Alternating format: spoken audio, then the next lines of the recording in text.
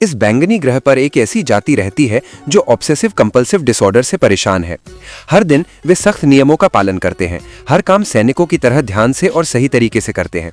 इतना ही नहीं, समय के साथ उनके ऑब्सेसिव कंपल्सिव डिसऑर्डर ने उन्हें एक जैसा बना दिया है।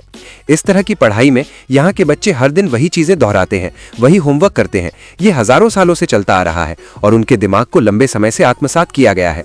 लेकिन एक दिन कुछ ऐसा हुआ जिसकी उम्मीद नहीं थी। एक बच्चा जियाओ बाओ, जो किसी और से अलग था, अचानक ग्रुप से अलग हो गया, सबके सामने अपनी मर्जी से करने लगा और खुशी से हंसने भी लगा। इससे माओ को लगा कि इससे उनके बच्चे बिगड़ जाएंगे, इसलिए उन्होंने तुरंत जियाओ बाओ की मां को घूरा और उससे अपने बच्चे पर नजर रखने को कहा। मां ने तुरंत जियाओ बाओ को उठाया और अपने पति को ढूंढने चली गई, जो गोल्फ खेल रहा था। लेकिन जब दोनों में बहस हो रही थी तो जियाओ बाओ फिर से भाग गया।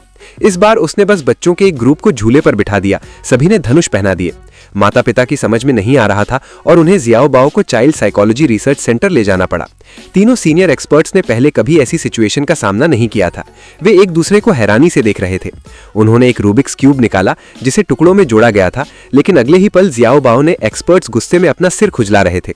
आखिर ऑब्सेसिव कंपल्सिव डिसऑर्डर वाले किसी व्यक्ति के लिए ये एक जीता जागता नर्क था। जियाओ बाओ के माता पिता भी हैरान थे।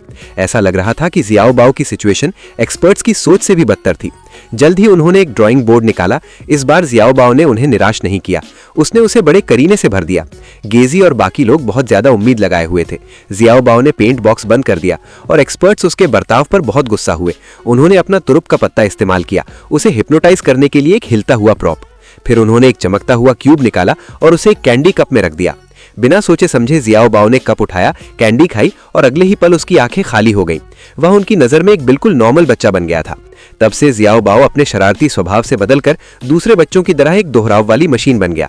उसके माता पिता बहुत खुश हुए ये देखकर कि वो कितना अच्छा व्यवहार करता है, और पहली बार उन्होंने उसे आइसक्रीम इनाम में दी।